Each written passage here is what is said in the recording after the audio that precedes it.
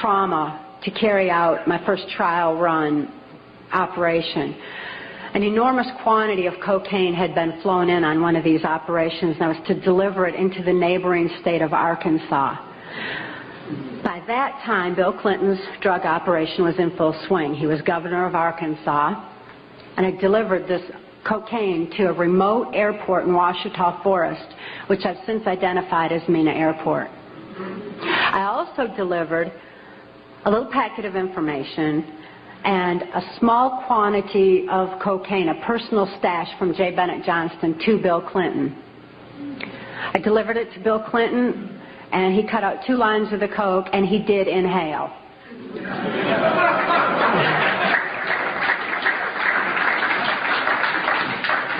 That certainly wasn't the only time I saw Bill Clinton using cocaine. My sexual experience with Bill Clinton was extremely limited, in spite of the fact that I was a sex slave. It was my experience that Bill Clinton is bisexual, leaning far more towards a homosexual end. All I've ever seen him involved in was a homosexual activity, with very limited experience with him myself. Whereas my experience was much more prevalent with Hillary Clinton, because Hillary is also bisexual, leaning more towards a homosexual end, and it was she who accessed my sex programming to fulfill her perversions. People have all kinds of belief systems, and I'm sure each and every one of you has various and different belief systems as well. Regardless of what your belief system is, it is imperative that you know that these criminals are people. They are within our realm to affect. They need to be held accountable for their actions and their crimes against humanity.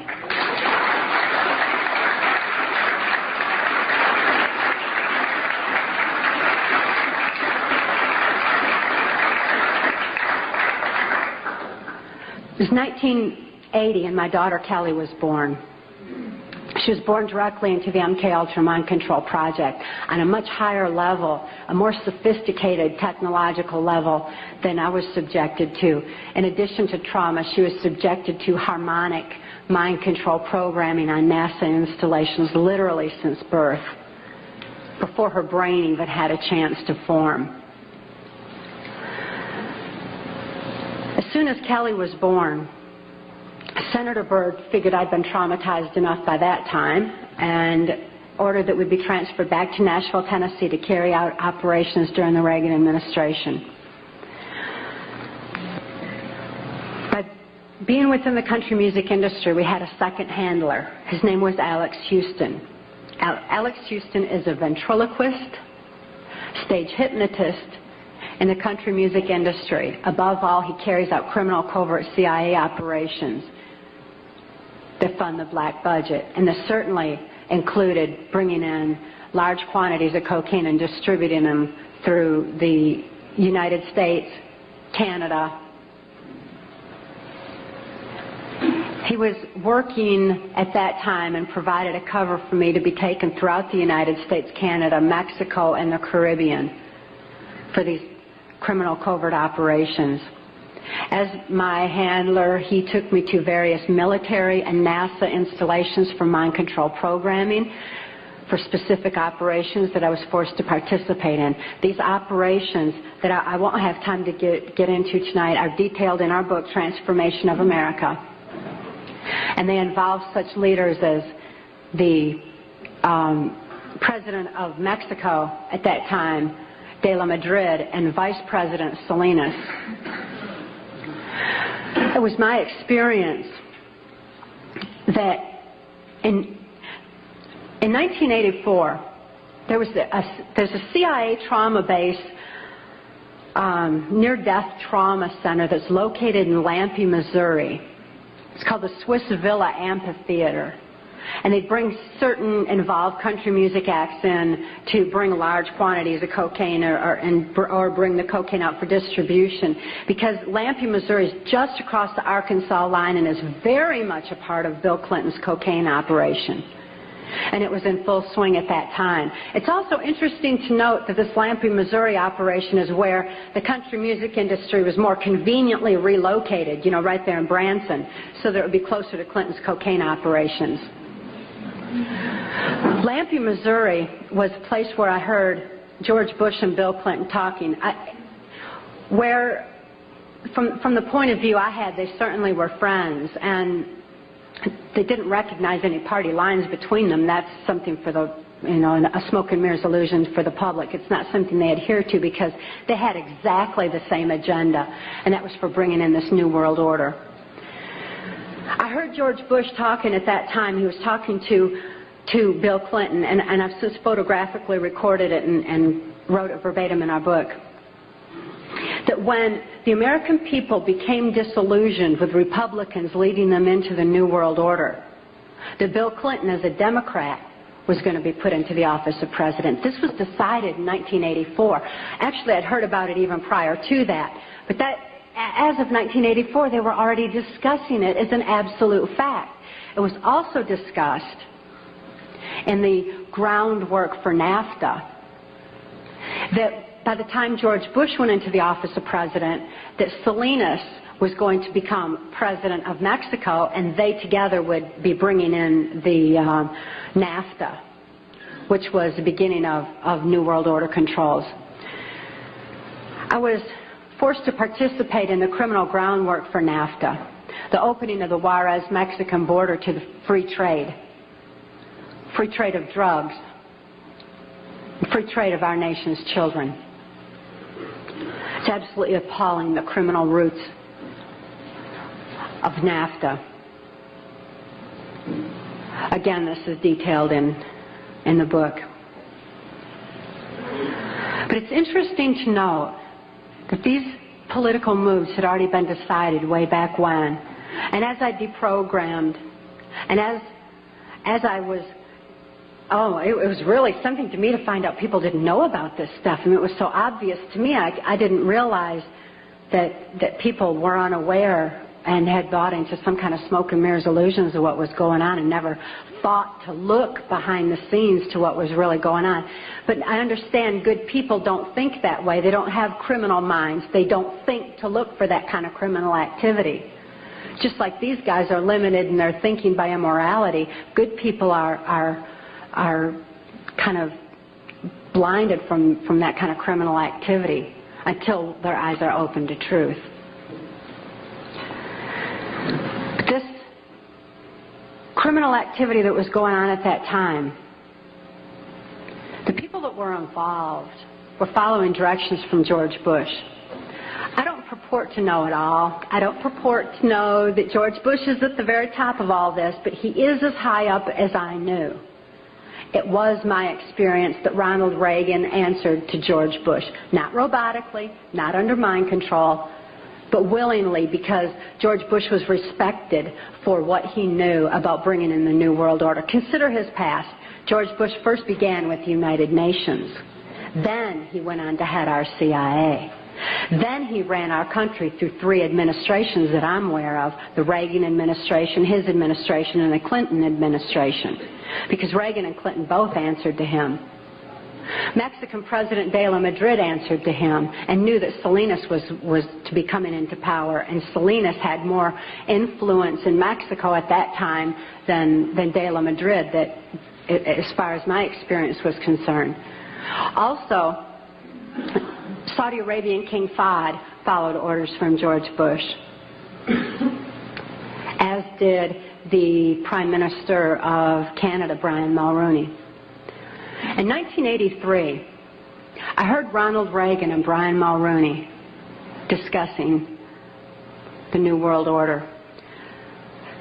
Senator Byrd had acted in the capacity of a pimp and prostituted me to Reagan, and I was present at this White House cocktail party. Now, Ronald Reagan certainly provided a wonderful smoke and mirrors illusion for all of us. For those of you who don't want to believe that he's involved in this, he told you he's an actor. And he did a real good job of it for a long time. That was his role. That's what he was supposed to do. Nevertheless, I heard Ronald Reagan telling Brian Mulroney that he believed the only way to world peace was through mind control of the masses. I know from experience there's no peace of mind under mind control. And I wonder at a world peace where people don't have peace of mind. Mind control, the ramifications of mind control are far-reaching, because I also know that under mind control there's no free thought. Without free thought, there's no free will. Without God-given free will, there's no soul expression. What kind of a world peace can we have without any free will or any soul expression, without any spirituality?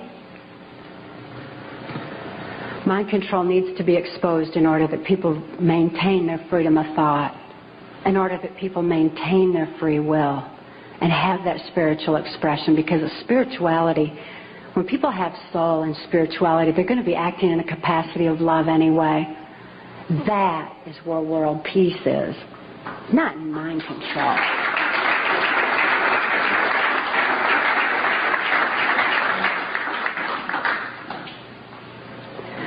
By 1988, I'd been forced to participate in numerous operations against my will, all of which I certainly would never have done. I guess if I had had any part of me that was willing to do anything like that, mind control would not have been necessary. I'm appalled at what I was forced to participate in, but I am relieved that this information's getting out, that people are passing the book Transformation of America hand in hand, hand to hand, so that hand in hand we can take back our country. This information is information that you have a right to know and a need to know, and their controlled medias are not going to suppress truth. Truth prevails.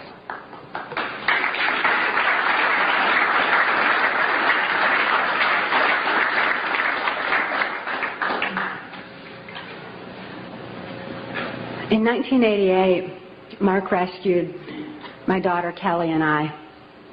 We couldn't think to escape. I couldn't think to save my daughter any more than I could think to save myself. And all those childhood hopes and dreams were certainly hadn't come to fruition. When Mark rescued Kelly and I, we didn't have any ability to even hope for good people. We didn't know they even existed. We didn't have a capacity to trust anyone. It wasn't within our realm of experience. I couldn't think to reason that Mark was a good guy. But I'd seen him with his animals. And even though I didn't have any ability to consciously reason, and Kelly didn't have any ability to consciously reason things out or to think things out, we had this extra sense developed. We sensed things very strongly. After all, when you consider that we use, 10% of our brain, we'd been like blasted into other parts of our brain, and these parts of our brain were real perceptive on what's considered, I suppose, psychic levels by some definition. When we had a sense for things, kind of like the animals did. And we noticed that the animals loved Mark. He had these raccoons that he'd rescued. He had 3 raccoons, and they all loved him, and they hugged him, and they wrapped their arms around his neck, and they patted on his face and kissed him. And, that was really a neat thing for us to see, because we had only seen our animals abused. We lived on a farm. We had lived on a farm, and we had dogs and cats and horses and cows and guineas and chickens and all kinds of animals, all of which Alex Houston tortured or killed to keep us in line to, if we didn't do this, this would happen to our pet. And we loved our animals. Please bear this in mind, that people who abuse children oftentimes abuse animals. If you see someone abusing an animal, keep your eyes open, look further, make sure those kids are safe. I've never seen an exception to this rule. Not that there's not one out there somewhere, but I've never seen an exception to it. So it was very telling to us that these animals loved Mark. Additionally, when he came in and rescued us, I mean, here we were under the gun of the CIA. Everything was very precarious, to say the least. I was 30 years old. I was supposed to be killed, as most mind-controlled slaves are at the age of 30. Besides, I was considered too old for sex by that time, so I was supposed to be wiped out. But Mark came in and rescued me from certain death and rescued my daughter from a fate much worse than death, and took the time to rescue our animals. He packed up all those cows and horses and guineas and chickens and loaded them up on these different trailers and everything and brought them to safety as well. This had a profound impact on Kelly and I. We certainly developed an ability to trust right there and then. Mark took us to the safety and serenity of Alaska. Since we were safe for the first time in our lives, experiencing love for the first time in our lives, memories of our past began flashing on our mind's screen. As these memories flashed, and I started to remember what had happened to me and to my daughter, particularly during the Reagan-Bush administration, I became enraged. I was enraged at what my daughter had been through, the tortures I'd endured, and what the plan was for humanity as a whole. I'd have been blinded by that rage, immobilized by that rage, if it weren't for Mark's wisdom in telling me that the best revenge is total recovery. Because through total recovery, by photographically recording all those events, I could expose these people for exactly what they are, for what their plans are, for what I witnessed behind the New World Order. Be able to get help for my daughter, who was in desperate need of help at that particular time. So I began writing out my memories. By writing out my memories, I used a different part of my brain than verbalizing. It bypasses emotion. Bypassing emotion was very necessary for logically making the incomprehensible comprehensible, for understanding and grasping what had happened to us and what could be done with that information. Kelly was not so fortunate. Because of the harmonic programming that she'd endured, remembering the traumas and deprogramming the program did not allow her access to all parts of her brain as it did me. She still needed some technological equipment to help her recover. She needed to actually have those neuron pathways vibrated back open with harmonic equipment. Therefore, she went into Humana Hospital in Anchorage, Alaska, in an intensive care unit. She suffered horribly at that time and responded only to some psychological intervention and not to any conventional medications. Kelly was actually suffering respiratory failure because mind control has advanced to the point where they know the ins and outs of the brain and the mind so well that they know how to program not only the subconscious, but to go into the primitive mind, the very area of our mind where blinking, breathing, and circulatory, heartbeat, all that is regulated. And they could go in there and put death programs in place. In my daughter's case, it was respiratory failure, so that in the event that she ever had cause to remember, which they never expected could happen, but in espionage, that can happen. We've heard of that, where the brainwashed, where they have the memory access. So they wouldn't have to take the old cyanide pill anymore like they used to, like spies used to. Instead, they would just simply go into respiratory failure, circulatory failure, and no information would be released at all. There was no chance of the information getting out that way. Since my daughter was being raised was genetically and mind-controlled, being brought up to be in espionage, she had that program in place and it went into effect. Because of the medical attention that she needed, she became quickly thrust into the illegal and immoral custody of the state of Tennessee, where she remains today. The violations of laws and rights that proliferated in her so-called legal case were extensive. We had one clean district attorney that went in and told the judge that he was violating constitutional rights and human rights in my daughter's case, and cited law after law after law, and the judge interrupted him and said, but laws do not apply in this case for reasons of national security. This certainly raises a question. What does national security have to do with a documented, validated, and proven rape and molestation of a child's mind and body?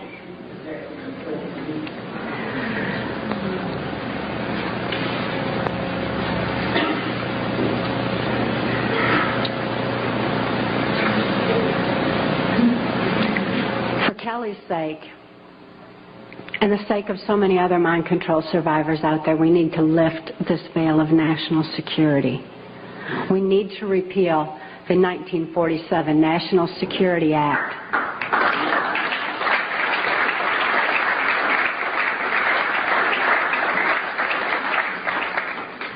This is a national security that's threatening the security of our nation when it covers up such crimes against humanity as mind control, when it covers up the CIA's so-called war on drugs, when it covers up the selling out of our country to New World Order controls.